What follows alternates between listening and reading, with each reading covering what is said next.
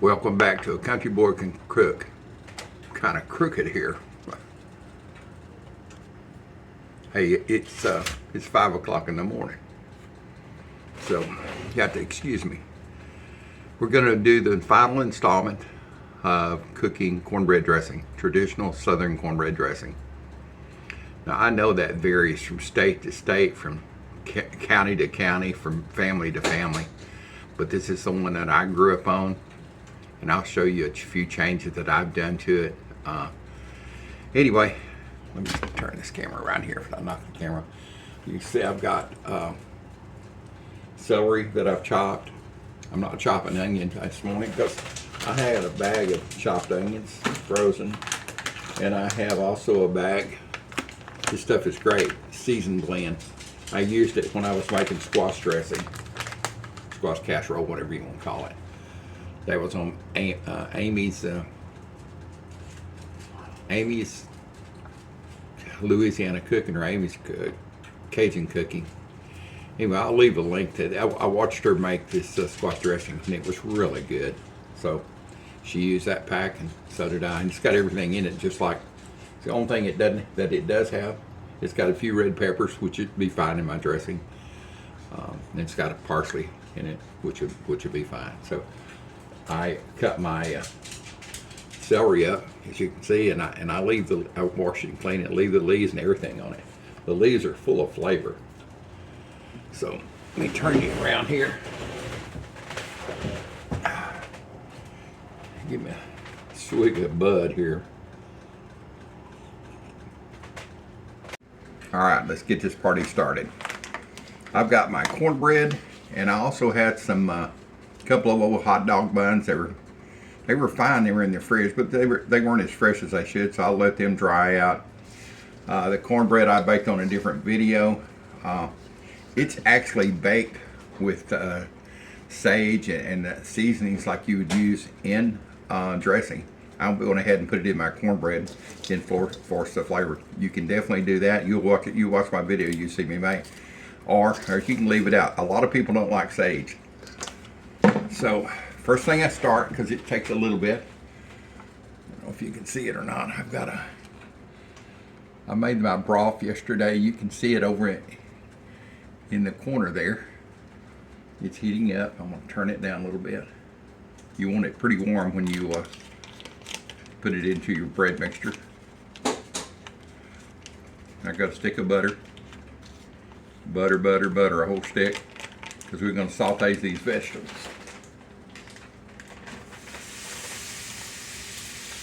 Turn it down. Simmer down.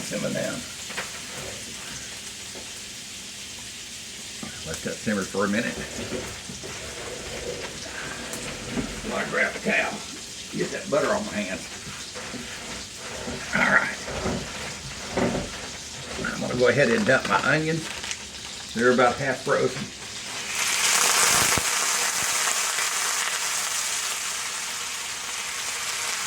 You can hear the water in it. That's okay, it won't hurt a thing. It'll cook out. My other seasoning blend. I don't know that I will use all this. If I don't, what I don't use will be frozen. Let's see here. Before I make a mess, get this over here. You can see it here. I'm just going to stir this around. You just want the vegetables to be a little opaque.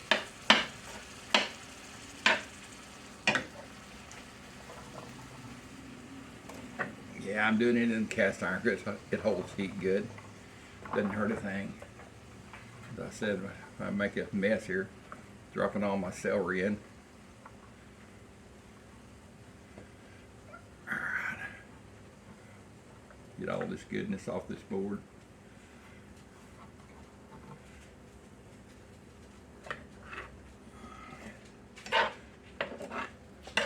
So back up on the fire, this is going to go where heat and no fire to it.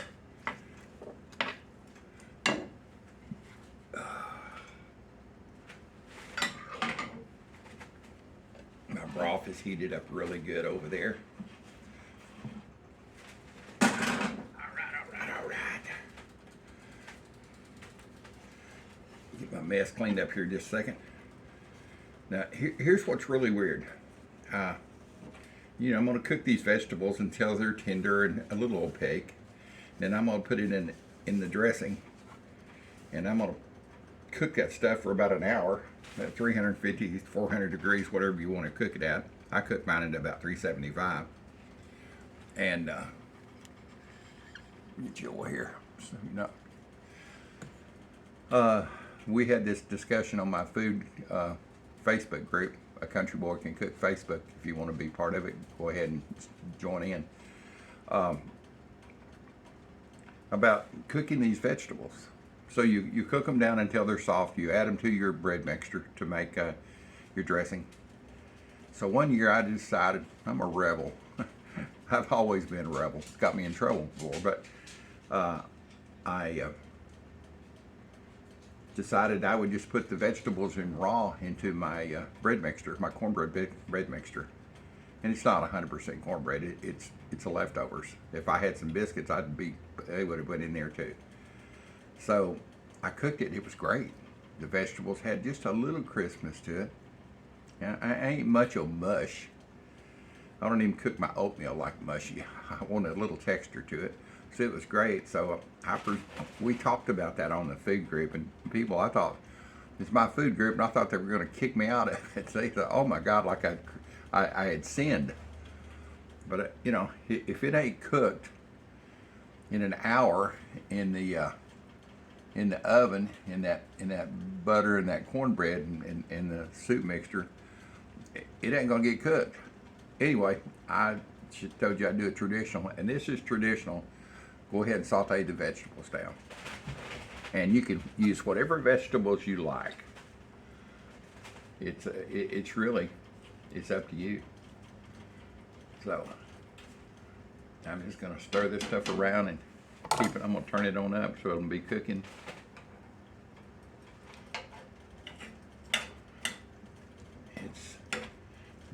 It's not too far from being cooked now. This the bigger chunks of celery that's got to cook down. I'm gonna turn it on up. So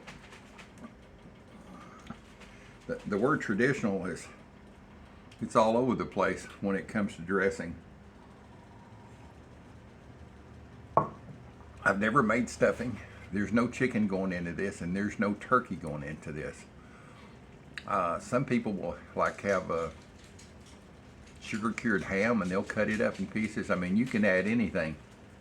I'm sure when this was first invented a long time ago, it was the fall. They were giving thanks to their bounty that they had raised, and it was deer season, or there wasn't no seasonal animals, but they had chickens and geese and ducks, and they were using leftovers to make this essentially dressing is a spice, not a spicy, a bread pudding. If you think about it, bread pudding is milk, it's bread, it's sugar, and it's cream and butter.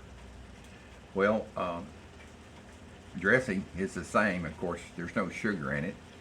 It's got the vegetables instead of your fruit like you might put in a bread pudding. And so it all starts out like, I guess I would call it a custard, because once it's baked with the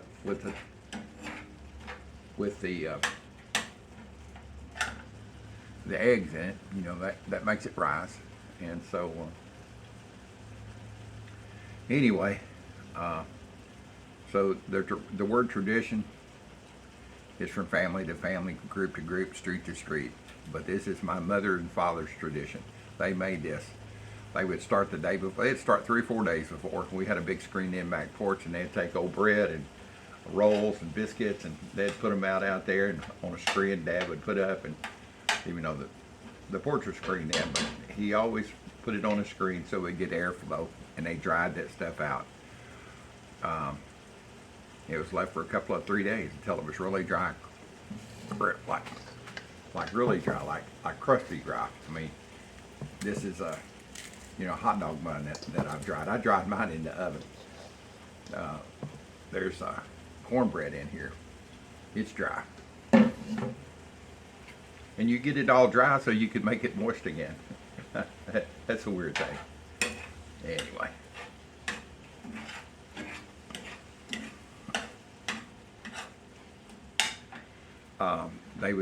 My mother and dad cooked together during Thanksgiving and on the holidays. So my dad would always help. He was a great dressing maker, and my father also he was the barbecue dude. We cooked in like a German pit on the ground, not over open flames. A fire made of one end. It was a brick pit that my dad and I had built. But he was the barbecue dude. He sugar cured meats in an old refrigerator, cold sugar curing, and he made wonderful ice cream, homemade vanilla ice cream. So I have to give kudos to my parents for teaching me how to cook and allowing me to be under their coattails when they were cooking all those years. All right, this is getting close. I'm going to turn it on down. Matter of fact, I'm just going to turn it off and let it sit there. And we'll go to the next.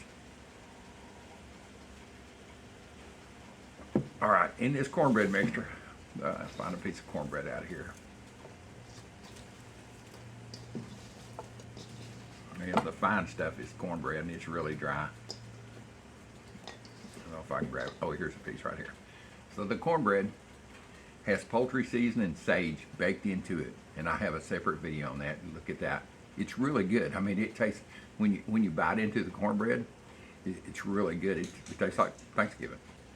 So depending on how much I'm going to make of this, and I won't know until the end, I'll taste it, and we'll just see if it needs more seasoning. If it doesn't need more seasoning, I was talking to my uncle, or as I call him, my older brother, Mississippi mud farmer, and he's down in L.A., Lower Alabama. We were talking about this yesterday, and I think he said his daughter Candace, with my sweet cousin Can, she has a recipe and she uses sage. He said, I don't know where that recipe came from. My mama never used sage. So I found it really interesting. And he was raised up in the Delta in Mississippi, what they call the crossroads there. He got the name Mississippi Mud Farmer because he was a farmer. Anyway, he said he didn't like sage. I don't like it really heavy. My dad loved it. Oh my goodness, he loved it. So, we were going to my aunts and uncles and grandparents. They all made it a little bit different. The same basic recipe, but just different. The different flavors, different seasonings. So this is almost ready here. I'm going to take this and just dump it into my bread mixture. All right, back with you. So I'm up here. Hello down there. Yeah, 6'2". There's a long ways down here. But anyway, I'm going to just dump this mixture of vegetables, sauteed vegetables. You can see they've changed color and they're soft. But honestly, you could add them. I've done it before. You can add them. Just cut them up and add them to your mixture. That's up to you. But traditionally, they're always sauteed in butter. One stick. One stick makes the deal, Lucille. Okay. Now, I'm going to mix this in.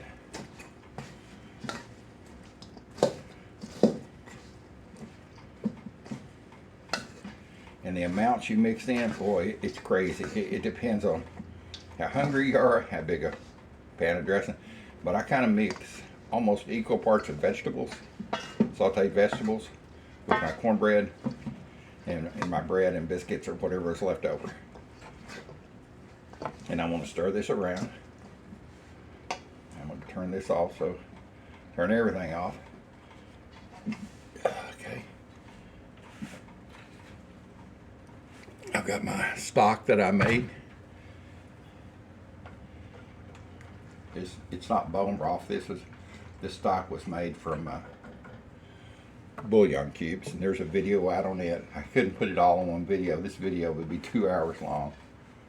So just look that up if you're wondering how I made it. So I just put enough in there to get her moist. And you want it warm because all this bread and stuff is dry. You want to be able to let it soak in. I will tell you, you could do it right now and put your eggs in and set it. It would be more like stuffing.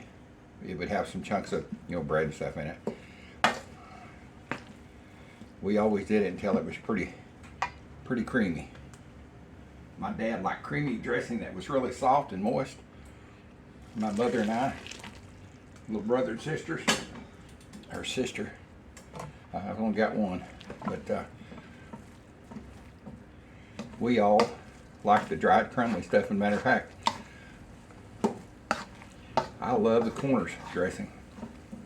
I want it to stand up so the next day or a couple of days later I can go in and slice a chunk of dressing off and put it on a sandwich with it's getting good there. Put it on a sandwich and with some cranberry sauce on it. And my preferred cranberry sauce is out of the can with the berries. The jelly and the berries. I love that. Oh my gosh, I love that. I could eat that on biscuits. So, let's sit back down and get back with you here. So it's blending in pretty good.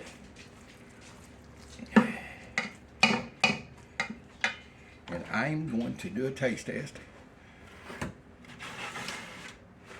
to see what this tastes like. There's no raw eggs or anything in it at this point. I'll have to add seasoning. I know I will, but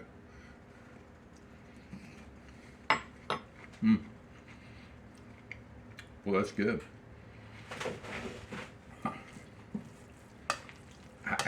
I'm not going to have to add any sage or poultry seasoning to it, because when I put that in that cornbread and now it's coming out, it's really good. The only thing I'll have to do, and there's no salt, I'll leave the salt out. And if you want salt, put it on black pepper. Boys and girls, that's really good. Now, we'll tell you, when you put eggs in it, it's going to change flavor too.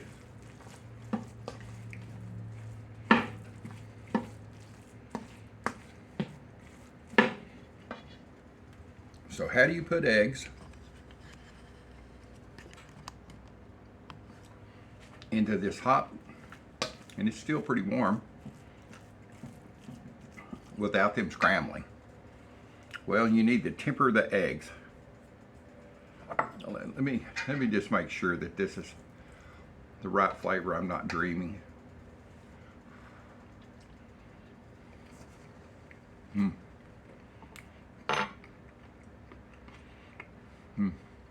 Boy, that could be my breakfast.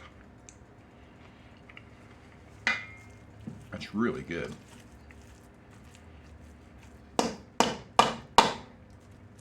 It's not heavy on the sage. It's just right, to be honest with you.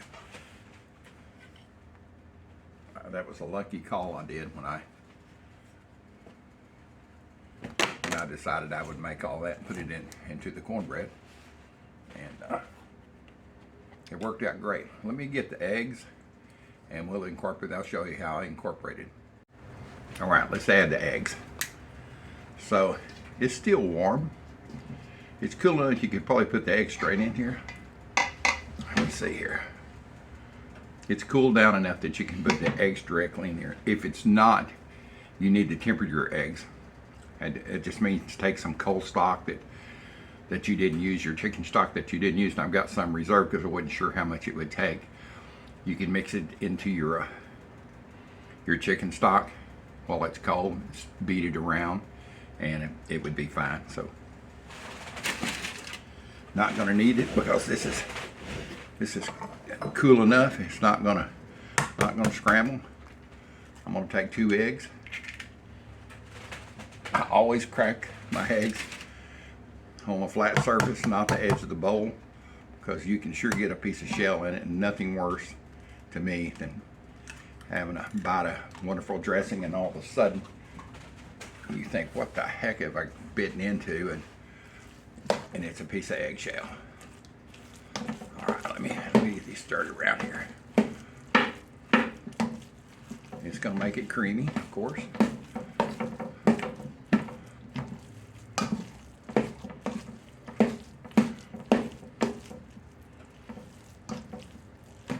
That red pepper flakes that's in that seasoning blend mix is beautiful in there. It gives a great flavor. I mean, I can tell you that from just tasting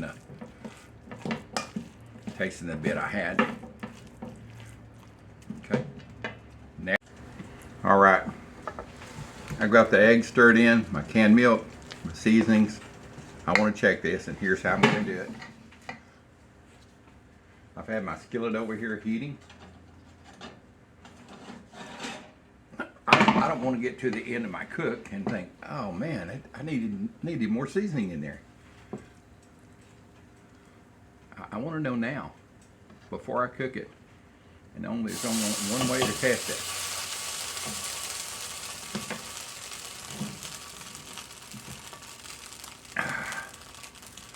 This whole skillet is hot. I was thinking back, wonder how many pans of dressing and vegetables my mother and dad sauteed, plus this was my grandmother's pan. How many did she do that way? So let me get a spatula so I can turn this. It won't take long. Just gonna cook the eggs. I mean,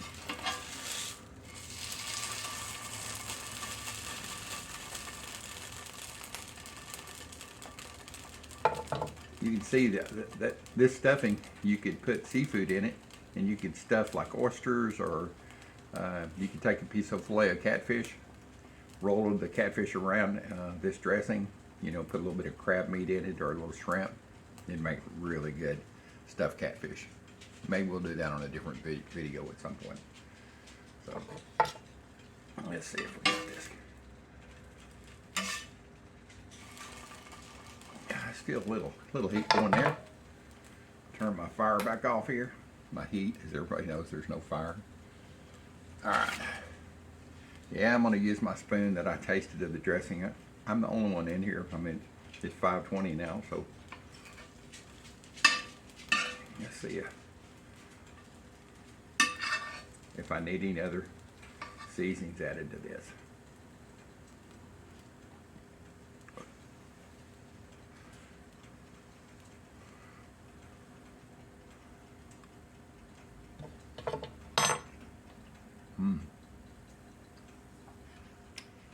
It's right on.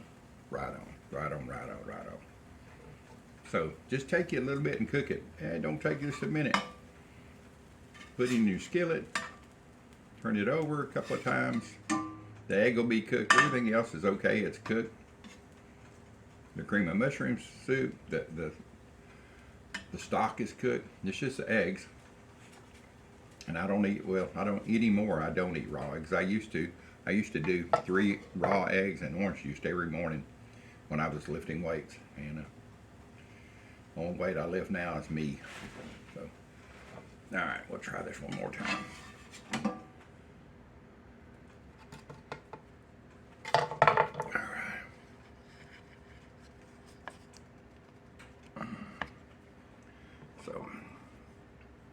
But yes, this could be a good filler to add shrimp or crab to, and then take some catfish fillets or orange roughy or flounder and stuff it on top of them and bake it. Oh man, that would be some great stuff. It's the right texture too.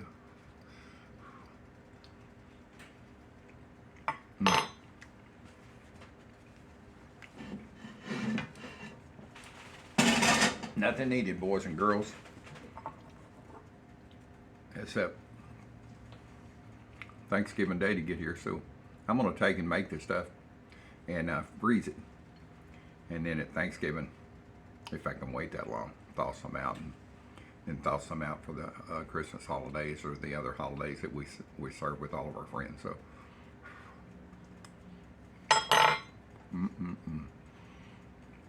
that's some good stuff. So, all right, let me get my bowl. I'll show you what I'm going to do here. You know, I had a stick of butter.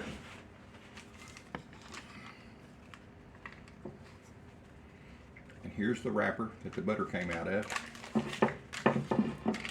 Yeah, the old dude don't throw nothing away. My mother did this, and I thought, oh, that's a good deal. And there was a point that we weren't milking cows anymore. So they didn't make their own butter, and our mother and dad bought butter. And so just kind of grease your pan with that wrapper.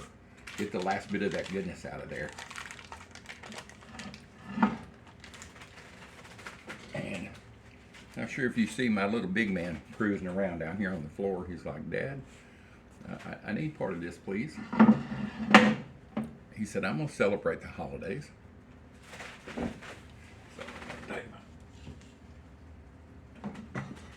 So, my mixture, if I can get it up here. Dang, it's heavy.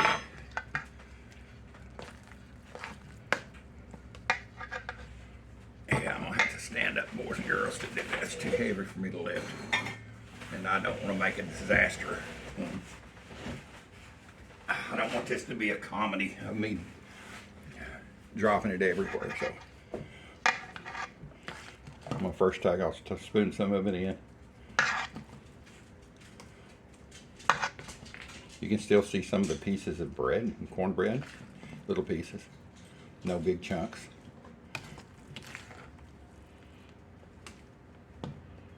Get in there.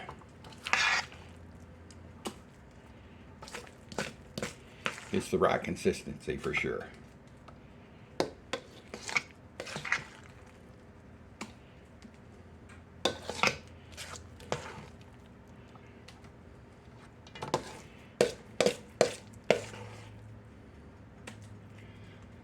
So what kind of dressing or stuffing do y'all have on your Thanksgiving?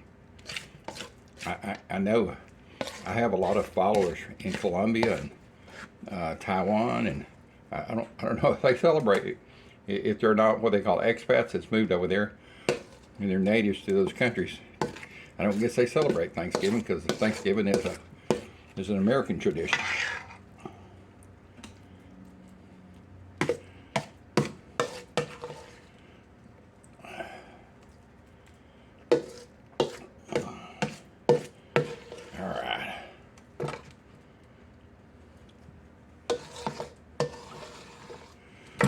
All this goodness out of here. I should save this and scoop it up and make me a patty and fry it up for breakfast, but I'm not going to do that. Alright. So just kind of level it out in your pan. There I go again, beating on the side of the bowl.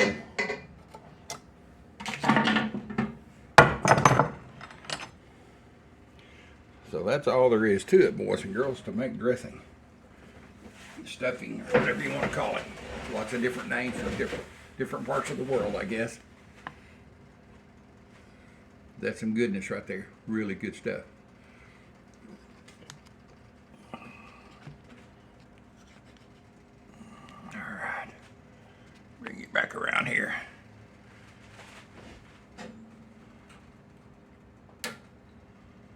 All right. I've got an oven that's preheated over there to 375 degrees. I'm going to bake this for about 30 minutes and check on it. It will be getting close. I don't want it totally dry, but I don't want it totally wet either. I'm not like my dad. He wanted it all soupy, as he called it. So my mother will always fix two pans, one for him and one for the rest of us. So I'll bring you back in about 30 minutes and do a check and see where it's at that point. All right, like this, check this alarm just went off. Oh, it looks good.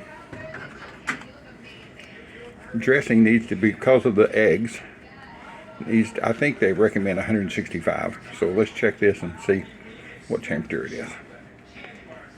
Easy for me to do upside down here, sideways, but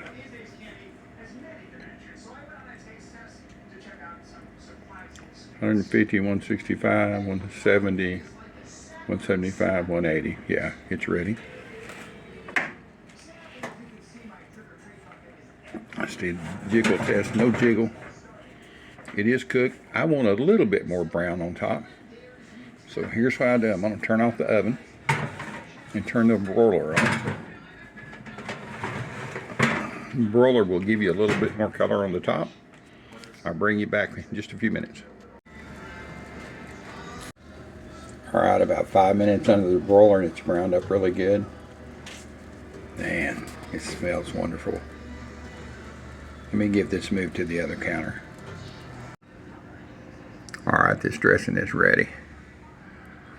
Got a little bit brown. I love dark toasted toast. Mother used to burn it sometimes and I'd scrape off just the brown. Oh man, that was just really good. So my dressing's ready. And of course, I'm going to taste of it. There's no way. And then I'm going to let it cool off. Put it in the fridge for a couple of days. It will absorb all the moisture in it. Then I'm going to cut it into a couple of big sections, probably 3 big sections, and freeze them in Ziploc bags for the holidays. Back in just a minute. All right, let's taste this dressing. My mouth's watering. Let's see here.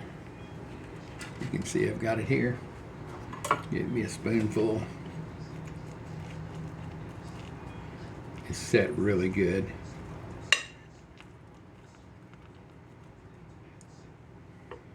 Wow. As you can see, I'm gonna have to let it cool down for a minute. It's smoking hot. It's over 180 something degrees at this point. So let me let this cool down and I'll bring you back. All right, let's check this and see how I've done. If I don't burn my lips here, I'm sure I'm going to, but hey, it's a chance I'll take. I love dressing.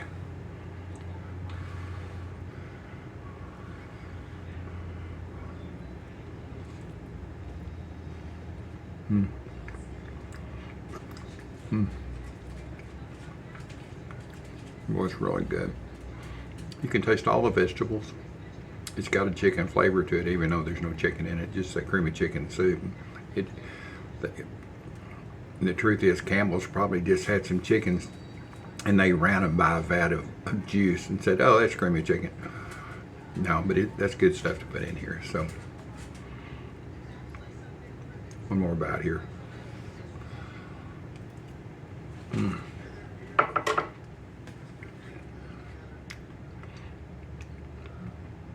That's going to be wonderful. I will tell you that, I meant to tell you this earlier, when you're mixing that up and you've got it finished, ready to go in the oven, I've never fixed oyster dressing. I'm not sure how it's fixed. I'm a fan of oysters, but I don't know how it would be in here, but I know that's the deal in some parts of the country. I've seen shrimp dressing, of course chicken added in it, turkey added in it. One year I did try, once I had it made, I had some frozen cranberries, you know, whole just fresh cranberries that I had frozen, and I put those in there. It was great. I mean, they were tart and just a little natural sweetness in there. And I have a feeling when this dressing was first starting being made years ago, lots of years ago, they probably used everything they had to make this pudding. It's really what it was. And they added, you know, leftover meats, leftover fruits they had from the summer, even pecans. And I am definitely not a fan of putting pecans, walnuts, or anything in my dressing. It just goes above every grain that I've got. Says no. And to the people that like it, more power to you, and that's wonderful. But I'll tell you a quick story. I was married before. I've been married before. growing up, my father said, do it until you do it right. So guess what? I have. That's what I've strived for. And I was married to this lady, and she was really sweet, and we went to, no longer married to her, of course. We went to her family for Thanksgiving one time on the other side of Dallas, and they had this big, beautiful pan of dressing, and I thought, man, I don't care anything about it. Dressing is my main deal. I'd rather have it than dessert. So I got me a big scoop of dressing and with some turkey and ham, and went to the table and bit into that dressing, and I thought, what the heck? Well, I didn't say heck. I said something else. There was something crunchy all in my dressing. Oh my God, did they leave eggshells? And I kind of cleaned off a little piece. Of what is it? It was the pecans. Oh my God. Now, if you like pecans in your dressing, that's great. But the old dude, no. And I'll always remember that, biting into that smooth dressing, and all of a sudden coming up with that crunchy stuff. Ooh, not for me. Anyway, if you're just seeing this video and you want to see how I started this, how I made the cornbread, there's another video, and it's part one. This is part two of dressing. The other is part one of dressing, making cornbread. So just tune in to it. If you have any questions, and let me know what type of dressing you make. I'm always wondering, different parts of the world, and they may not make Thanksgiving dressing like we in different parts of the world, but they make a stuffing or a dressing that goes in fish and chicken and stuff. That's really good. So anyway, let me know where you're watching this from, and I know a lot of our group members are from Colombia, South America, Taiwan. So my recipes are worldwide. The old dude's recipes are worldwide. So anyway, that's a good thing. It makes the old dude happy. Thank you for being part of this group. Please comment,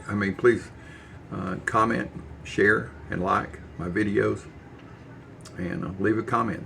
Let me know if you got any questions. Old dude out of here. Y'all have a great day. Have a wonderful holidays. Keep tuning in for pumpkin pie and sweet potato pie, and some other side dishes that you'll have at Thanksgiving. I'll try to get those made in the next week or so.